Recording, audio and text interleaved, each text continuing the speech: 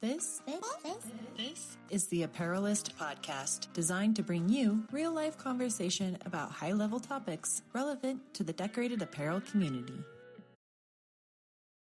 Well, hello, all you podcast listeners, apparel decorators, promo people, and industry printers. I'm beyond excited to bring you another episode of the Apparelist podcast. And don't forget that we are wherever you are, whether you're listening on Spotify, Apple Podcasts, or directly on apparelist.com. Our conversations are perfect to listen to when you're printing and when you're just relaxing. This month, I am really excited because we have Kevin Baumgart on the show. He is the founder of Sales Ink, and he has certainly made an impact on the industry in such a positive way.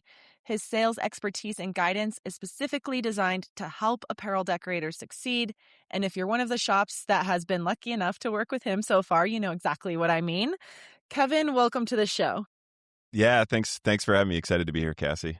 Yeah, and you know what? I just have to say, so many people have constantly said working with you has been such an enlightening experience. So obviously excited to bring you on the show. But there probably are some people who may not know you, may not have heard of you, had a chance to connect with you yet. So kind of give us a breakdown, what's been your experience in the industry? How did you get started? All that history.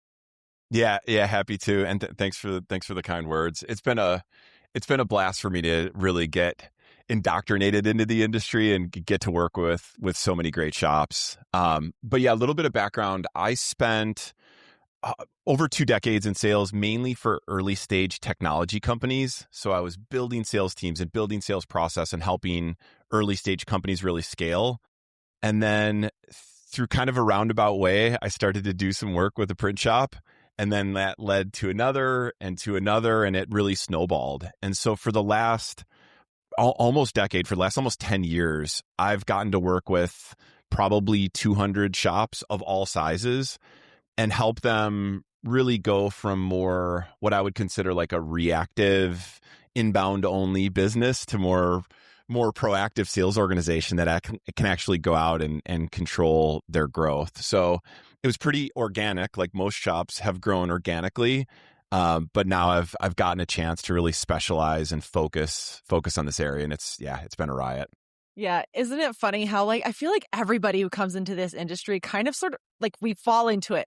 It's not like we're actively seeking to get into it. It's just like, oh, well, here's a cool opportunity, or, oh, I'm very curious, or you see how creative. It's funny. Yep. And I think there was part of this. It is funny how things like that happen, but I think it really started because after I worked with a couple shops, I just realized that, man, there is a huge gap here. Like, these shops are really, really incredible at production, world class at what they do around design and manufacturing and just even fulfillment. Like, they have the back end of their shops, a lot of them really, really dialed. But then I looked at the front end and I saw no sales process, no KPIs, no outbound strategy, no CRMs. Like, what business doesn't have a tool to manage their sales structure?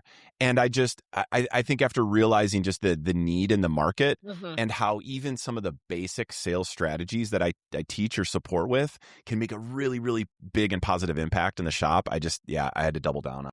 Yeah. And that was actually one of the things I was really curious about and wanted to talk with you on this episode was, you're talking about you identified this gap in this industry specifically, which I completely agree. I think it's a real need even still. But I was really curious to hear what drew you specifically to like apparel decorators and printers, because it is a very creative industry, but a lot of people just don't even realize it kind of flies under the radar. Yeah, it was. And I got lucky to get connected with some great people, Bruce from Printavo and Stephen Farrig from Campus Ink and Justin Lawrence from Oklahoma Shirt Company. I got lucky that I connected with some of the right folks early on and they pushed me to keep helping shops. Yeah. Do you think, I know you work a lot with apparel decorators specifically, do you think you'll ever kind of start to grow out into other printing companies and really start to work with them? Because obviously the printing industry is pretty extensive. So yeah, what's absolutely. Your vision there? Absolutely. I've already worked with a lot of promo distributors. I think that lends well. And a lot of promo distributors are also apparel decorators. They do both. So that's been one area of growth. But I'm hopefully going to be at Printing United this year and try to maybe dip my toe in some of the commercial printing a little bit more. But my focus is for the time being is going to be on apparel decoration and promo. Absolutely. Well, I mean, I have to say it. Maybe a little biased coming out here, but it's my favorite side of the printing industry. Love it. Love it. So you started to talk about some of these challenges that you're seeing. You know, they have their processes dialed in the back end, but there's this massive gap of like not managing their, outbound sales, their sales in general, right? So do you see that as kind of being the biggest challenge or biggest problem you're seeing in the shops that you work with? Or is there something else that is a huge challenge? A couple things come to mind. One being that like no outbound. I'm finding just like that sales function is really non-existent. I shouldn't say it's non-existent. It's reactive. It's let's wait for the phone to ring. Let's wait for the email to come in. And it's just completely unpredictable. So we know our industry Q1 is pretty down. There's a lot of cyclical and seasonal nature of our business. And it's like, if those leads aren't coming in and the phones aren't ringing, like what are we doing? Inbound is great, but it's unpredictable. You can't really scale a business just hoping that leads will come in. So shifting that mindset into more proactive outreach, I think is like one of the biggest challenges or the biggest misses that I see. Another is maybe just unclarity on sales roles. There's a lot of print shops that, we've got a sales team, but then when I look at what their team members are doing, they're not really selling. They're order taking, they're account managers, they're customer service folks. And I think a big mistake that a lot of shops make is they try to push their account managers into trying to sell. And most of those folks don't enjoy it. They don't enjoy that outbound work. They're not good at it. And it usually falls flat. So, if I want to focus on sales, I need someone that likes it, understands it, is good at it, and will continue to do it day in, day out and really go sell. Mm-hmm. Mm-hmm. And then maybe one last big challenge is just around metrics and tracking and KPIs. Like most shops do a really good job at tracking production metrics, and they through their shop management software, they're really tracking a lot of that business, but they aren't tracking like the actual revenues or sales effectiveness. I guess I'll give you an example. Like activities should be tracked, like how many calls, how many emails, how many DMs, and then how many quotes are we getting from that activity, and how many of those quotes are closing. There's just, sales is a numbers game. It's really a math equation. If we don't track it, it's really, really hard to fix it. Yeah. I mean, I have my own theories on this, but why do you think that this is such a hugely challenging area for most apparel decorators? I honestly think it's because just most shop owners don't have this experience and they didn't get in the business to sell. Mm-hmm. They got in it to print and design and create, and sales is kind of been an afterthought for the most part. And because it also requires like tenacity and consistency and repetition and this tolerance for rejection, like sales isn't for the faint of heart. So if they aren't experienced it and haven't done it before, it can be uncomfortable if they haven't trained. So then they just rely on inbound, and they're not really proactively following up, and they don't ask for the sales, and opportunities end up slipping through the cracks. So I think that's the majority of the reason why. I mean, probably the most common phrase I hear is word of mouth. Everyone's like, oh, we just rely on word of mouth, referrals, which is not like, that can be good, right? But not for sure. And we talked about this, Cassie, at the Apparel Decoration Summit, of like, how do we go beyond word of mouth? And that word of mouth is so great. And we're so blessed in our industry that if we do good work, we provide a good high quality product and provide really good customer service, people are going to keep coming back to us, and they're going to refer us, and we're going to get this word of mouth influx. But now how do we take that to the next level and go beyond that and drive more just predictable revenue back to the business? There needs to be that focus and effort and emphasis to go do it. Yeah.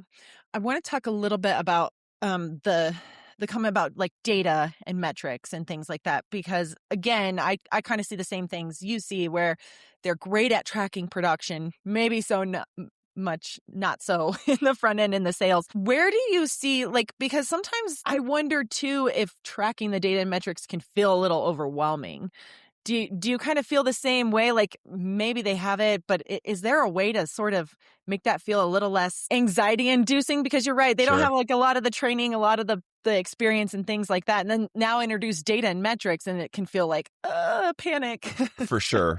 This can't be like one-off. Now I have to build this and I have to create an Excel sheet or a Google sheet. And every email that I send, I got to tick a box and track this manually. It's what CRMs are built for. A CRM will allow you to manage and track all that data and all the metrics for any of your sales strategies, either your inbound flow, your outbound flow. It automates all of that. And I think it does, to your point, makes it less daunting and makes it easier for them to, all right, now let's build this strategy and let's track it and measure it through a tool that's built for that, which is what a CRM does. And of course, we can go into AI and all that stuff, and maybe we will later. But for now, it's easy to get focused on sort of like that. This is what we're being challenged with. This is kind of like not negative, but it certainly, you can often approach it with a feeling of not the greatest attitude toward it. But because of, people like you and other sales experts and shops, I think really starting to be aware that this is a challenge. So where are you starting to see shops experience success in this area? Because obviously we are seeing growth here, right? Mm-hmm. Yeah, there are. This is the fun part. Like what works, right? Yes. Like I love this part of it. I'll share a couple things on what I'm seeing where they experience success. One, I talk about this a lot. I actually just created a downloadable playbook for this entire strategy. It's around like kitting or boxing. It's just, there's no silver bullet in sales, but what I can share is like putting together curated in kits and boxes is one of the most effective sales strategies I'm seeing right now. There's a strategy around it, and you just can't just throw stuff in a box and ship them out. But like, it is one of the highest ROIs I've seen for any shops that are doing any proactive work from a sales perspective. I can share that playbook if you want, just to add it into like the show notes. But if you do want to like do something right now to drive some sort of proactive revenue back to the business, doing that is like an easy hit. I shouldn't say easy. It's going to take time and some effort to do it, but put together curated kits. And this can be for current customers or it can be for prospects, people that haven't used you, and curate the box. It can be apparel. It can be hard goods, promo items, whatever you want. But the strategy is to put that company's logo on it, not the shop logo. Like, I want someone to show up with a box of stuff for my business. Like, show up with a Sales Ink box of merch. I'm going to use it and I'm going to love it and I'm going to really enjoy it. There's also some strategy around what happens before you put the kit together, when you deliver it, and then after. Like, I don't just ship these out. I schedule a time, ask them for 2 minutes. I ask them to open up the box in front of me. I want to see the expression on their face. So I'm doing some pre-work to actually hand deliver it, start to build a face to a name and build that trust. And then there's a lot of stuff that comes after. There should be a follow-up campaign created. It's not just ship the box out. So there's a little bit of a detailed strategy there, but I hear time and time again success stories about it. So if there's one thing that you can do right now to drive more revenue, I would do that. Printing United Alliance is the leading member-based printing and graphic arts association in North America, with over 70 years of history and more than 20,000 members worldwide. We're here to support printing professionals like you with the tools, resources, and information you need to grow your business, sharpen your skills, and expand your network. Whether you're a printer, supplier, student, or educator, we've built our community to serve everyone who's passionate about the future of print. An Alliance membership is a smart, cost-effective way to stay current on the latest trends, connect with industry leaders, and give your business the competitive edge it deserves. Head over to printing.org/membership to learn more about the memberships we offer. Let's move the printing industry forward together.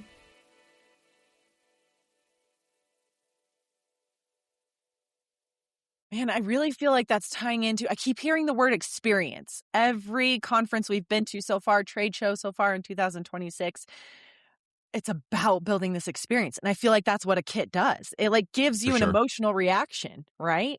Yep. Yep. One other success and win that I'm seeing is shops that are getting just better at inbound and managing the word of mouth and the referrals that they're getting. So maybe not like super strategic here, but just like speed to lead matters. Calling immediately when that lead comes in and following up multiple times and actually asking for the business and using a CRM to track that so stuff doesn't fall through the cracks. Email, like using email in the shop management software is just a recipe for missing things. Like that's what a CRM does is manage follow-ups and manage tasks and making sure that we're getting there. I'm seeing shops that are winning have like a pretty aggressive stance on inbound, and they're absolutely taking full advantage of those opportunities that are coming in. Yeah, it sounds to me, I mean, like you said, there's no silver bullet. There's also no easy button. However, these are detailed strategies that once you get in the rhythm and you build these processes, like it almost does make it easy. It simplifies it. Totally.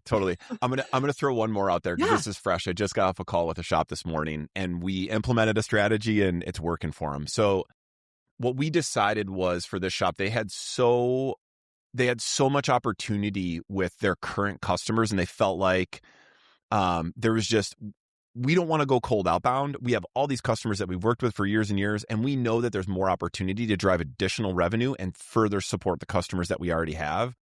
So the strategy that we built for this client was every account manager, customer success person, order taker, any customer-facing individual that managed part of the book of business had to make 5 proactive outbound calls to current customers every day.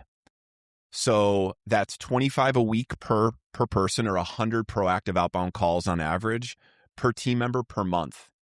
They had 3. So now they went from really 0 proactive customer outreach to 300 proactive outbound dials every month, which those 5 calls a day can take maybe 10 to 15 minutes. You're not going to get all 5 of them live. You're lucky if you get one of them live. So it doesn't take a long time to do this. But their strategy was, hey, this is Kevin calling from Kevin's Shirts. Can I steal 2 minutes? And it's not like they're calling just to check in or just to follow up. They're calling for a specific reason. So an example would be, hey, this is Kevin with Kevin's Shirts. Can I steal a couple minutes? I was looking at your file and I noticed. And maybe that notice is, hey, I know we help with your crew's workwear needs and for shirts and hats and hoodies, but I noticed that you haven't ordered safety vests. Would you be open to having me send over a sample safety vest with your logo on it? I thought you might be able to take advantage of that. That's like such a value add to that customer. It's not just, hey, this is Kevin. Do you need an order? Is there anything that I can quote for you? So just trying to have our current teams get proactive. And this is not just an email and a check-in and an automation. It's like I'm finding the most success in doing this with actually picking up the phone. That actually plays perfectly into the next question that's kind of been rolling around in my head is the specific build of like these sales pipelines, because it's one thing to go out. I mean, I always, when I picture sales in my mind, and this is probably just from years of media and stuff depicting sales as like this general salesperson who's just trying to get your money. And it's this kind of like, I don't want to say like shady, but you automatically put your arms up when a salesperson comes to you. You're like, put the wall up when a salesperson comes to you. So when decorators are building these pipelines, leaning into those specific needs and paying attention to their customer, sounds like that's going to be a benefit to me. Absolutely. Yep. It's like specialization and personalization, right? Like the digitizers have kind of done this to us because we get really bad outbound outreach and we see what it looks like and we hate it. And so a lot of times it's like, we don't want to do it now. but it can be really, really personalized and specialized. The construction example is an easy one. It's like, hey, we're working with other construction company owners in the Milwaukee area, and we're helping them with better workwear solutions and helping to make ordering their crew's uniforms much more seamless. Like, that's a really personalized and specific outreach. And so, like, if they are building pipelines, in my opinion, it has to be super targeted. It can't be we're targeting every small business in our market.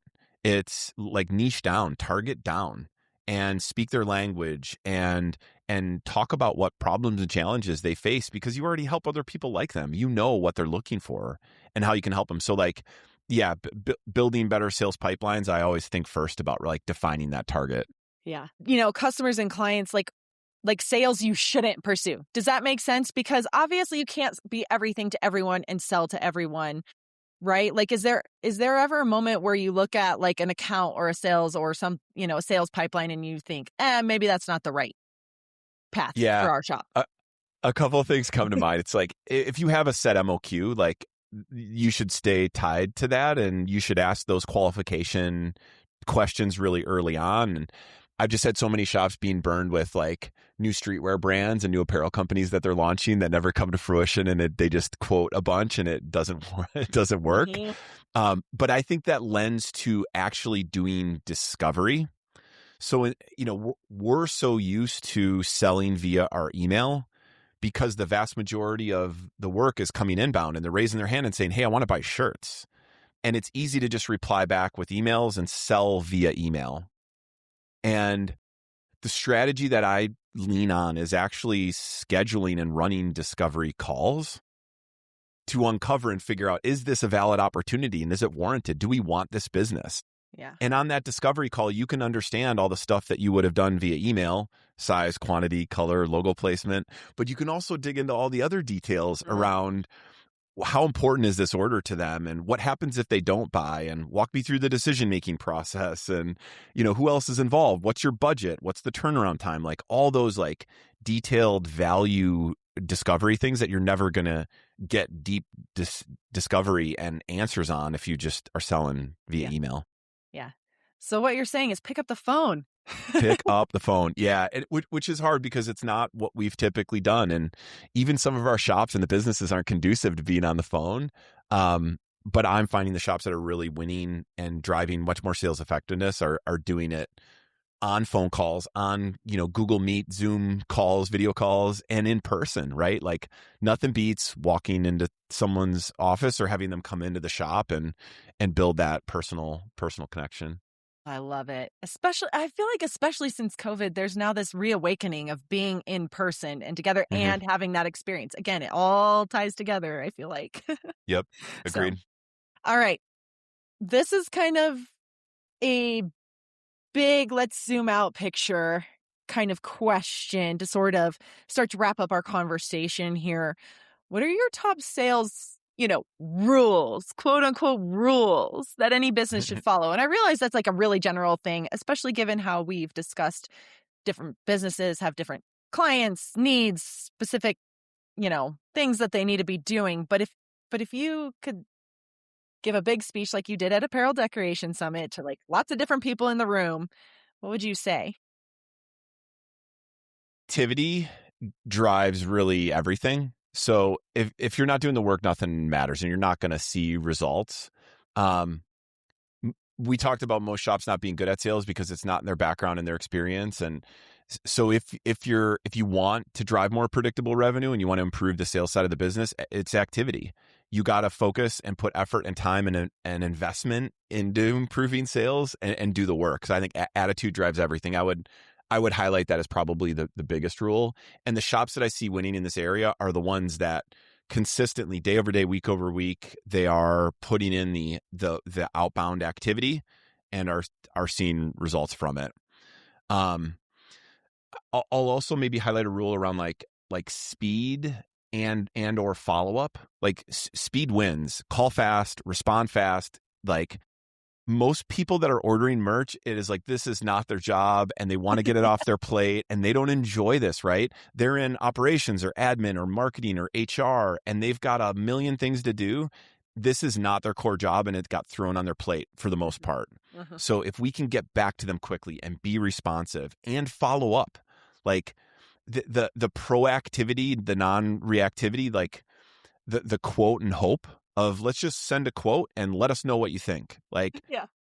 that makes me throw up in my mouth. I want to own the follow-up, and I want to have a time set in the calendar that we can decide next steps. And if we don't, you better believe I'm going to get aggressive in that outreach. So I would also say like speed and or follow-up. I like that. Yeah. And then I think the last one, which we've hit on a couple times, like the rule around just tracking. Sales is math, treat it that way, and just track effort and track the output from the effort. Love that. Obviously many other things to dive into. However, because we're coming to the end of this episode, I would encourage everybody listening, if you have not already enlisted Kevin's help, seriously check in with him. I can't tell you how many case studies we've shared through Apparelist of success stories. Every size shop I've talked to has just said this has been game-changing for them. But I do want to give you a chance, Kevin, to share where people should be connecting with you. Where can they find you? All those different resources. Yeah. Thanks for that. It's just sales.ink, sales.ink, or kevin@sales.ink. And then the CRM, I launched a CRM last year. So that's an easy place to start with, of actually leaning into a tool to help manage sales and put more focus and effort on it. That's salesinkcrm.com. Love it. And we'll be sure to provide all those links, like you mentioned, in our show notes. Make sure to link to this awesome resource that you also talked about. You were also part of a huge resource that we built through Apparelist. There are so many action items through this podcast that basically there's no excuse not to get this going to anyone listening. Do it. Yeah. Go sell. Go execute. Awesome. And as I mentioned, of course, again, you can find the Apparelist podcast anywhere you listen, whether that's Apple Podcasts, whether that's Spotify, whether it's YouTube. You can find us, reach out to us, connect with our amazing guests like Kevin. Thank you so much. This has been an amazing episode. Yeah, enjoyed it. Thanks, Cassie. Appreciate it.